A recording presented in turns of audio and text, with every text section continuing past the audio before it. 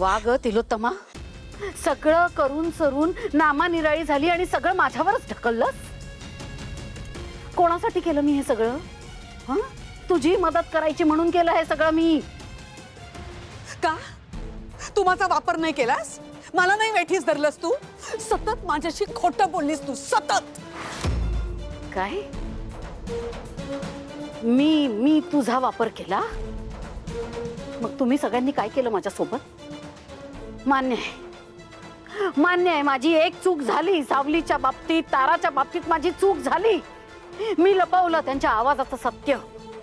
पण म्हणून माझ्या एका चुकीची शिक्षा म्हणून तुम्ही सगळ्यांनी माझ्या इतक्या वर्षाच्या संगीत परंपरेवर, माझ्या परिश्रमांवर पाणी फिरवलं. मग जर तुम्ही माझ्या एका चुकीचा वापर असा केला, मग आता मी तेच केलं ना. जशी तुम्ही माझी एक चूक गृहीत धरून माझं अस्तित्व संपवलं, माझं तेच अस्तित्व पुन्हा उभं करण्यासाठी मी जर तुझ्या चुकीचा वापर केला तर काय चुकलं माझं?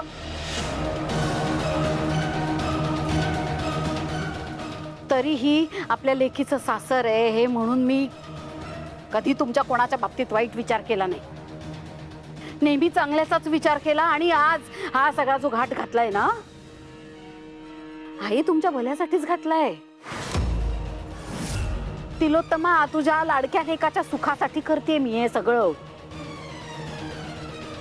म्हणून आता हेच सांगतेय, चुका माझ्याही झाल्या, चूक तुझीही झाली ना. मग आता ते सगळं विसरून जाऊया, मागे टाकूया, पुन्हा सगळी नव्याने सुरुवात करूया. हे जे आपण सगळं करतोय, हा सारंग सावलीच्या सुखासाठी हा जो विधी करतोय तो पूर्ण करूया. हं? विसरून जाऊया सगळं मागचं. गुरुजी, तुम्ही का थांबला? विधी सुरू करूया. सुरू करा.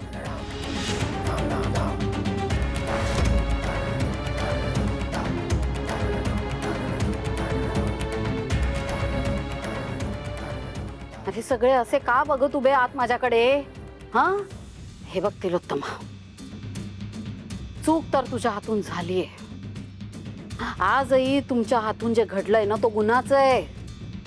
आजही तुला, नीलला, सगळ्या घरच्यांना जेल होऊ शकते. कोणालाही जेलमध्ये जावं लागणार नाही.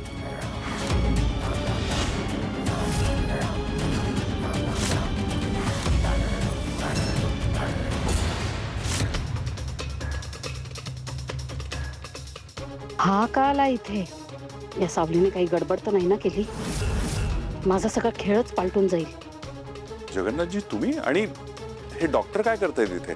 काय डॉक्टर, आज बोलताना जीभ अडखळली नाही पाहिजे. हा, कसं आहे ना चंद्रकांतजी, आता हा जे काही सांगणार आहे ना ते सगळं खरं सांगणार आहे. मागच्या वेळेस काय झालं, टॉर्चर केल्याचं निमित्त होतं नाही का. पण आता पोलिसी खाक्या मिळालेल्या आहे, त्यामुळे सुत्ता अरका सरळ झालाय. बोला. हा आता थेट जेलमध्ये जाणार आहे. पण हा, एक कलम कमी करण्याच्या बोलीवर आता हा सगळं काही खरं खरं सांगणार आहे. बोला. सानिकाचा त्या दिवशीचा जो कबुली जबाब होता ना, तो अर्धाच होता. हा बघा उरलेला.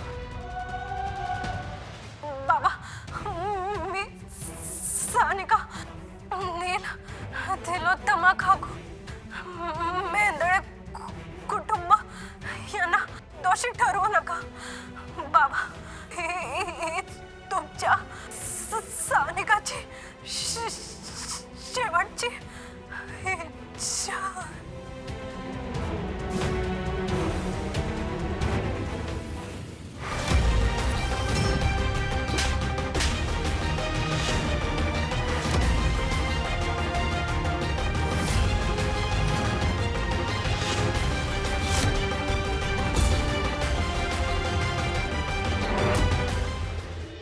माई, तुमच्यावर कितीही विश्वास ठेवण्याचा प्रयत्न केला ना, तरी तुम्ही काही सुधारणार नाही. हा, इतक्या नीच पातळीला गेलात तुम्ही. आम्हा सगळ्यांना फसवलंत. बरं आमचं सोडा, तुम्ही तुमच्या बालमैत्रिणीला तिलोत्तमा मॅडमला फसवलंत. कशासाठी केलं ते सगळं? काय मिळवलं ते सगळं करून? स्वतःच्या डावात स्वतःच अडकलात ना? तुमच्याकडनं एक कानाखाली बसलीच आहे. खरं तर माझी इच्छा आहे की सणसणी तिचे एक कानपडात मारावी. पण काय आहे ना, तुझ्यात आणि माझ्यात फरक आहे. माझ्या सानिकाचा वापर करून इतक्या खालच्या पातळीवर उतरलीस तू. अनामिका हीच सानिका आहे असं सगळ्यांना सांगितलं, आणि हे सांगताना हिला जराही लाज वाटली नाही.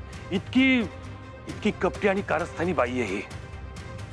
एक मिनिट, म्हणजे ही मुलगी अनामिका जी आपल्या घरात वावरते ती सानिका नाहीये?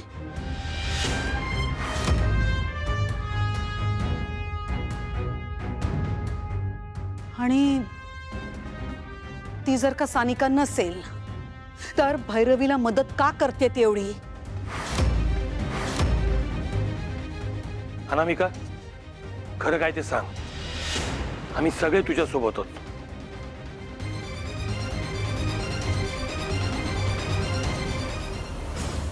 माफ करा काका, मला नाईलाज होता माझा. माझा माझा भाऊ माईंच्या ताब्यात आहे आणि त्यांनी गळ घातली आहे मला की त्या सांगतील तसं मला वागावंच लागेल. मी हे जे सगळं करते ना ते फक्त माझ्या भावासाठी करते. माईंकडे निष्पापांना शब्दात अडकवण्याची कला आहे, माहिती आहे मला. कला कसली? त्या बाईने ना. शांत व्हा अनामिका, तू काळजी करू नकोस. आम्ही तुला यातून बाहेर काढू. तुझ्या भावाला काहीही होणार नाही.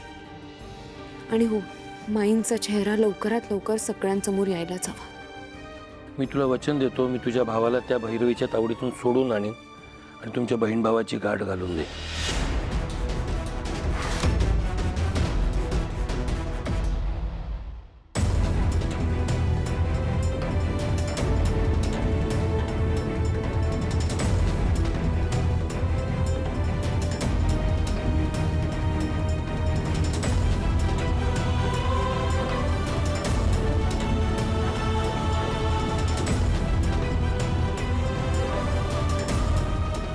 माफ करा मला, माझं खरंच चुकलंय. पण नाईलाज होता माझा. जसं माईंनी तुम्हा सगळ्यांना वेठीस धरलं होतं तसंच त्यांनी मलाही वेठीस धरलं. हे या घरच्यांच्या प्रेमात फार वावत जायचं नाही. आपण इथे कशासाठी आलोय ते विसरायचं नाही. काय ना, मी अनाथ आहे. या जगात कुणी नाहीये माझं. पण एक लहान भाऊ आहे मला आणि तो माईंच्या ताब्यात आहे.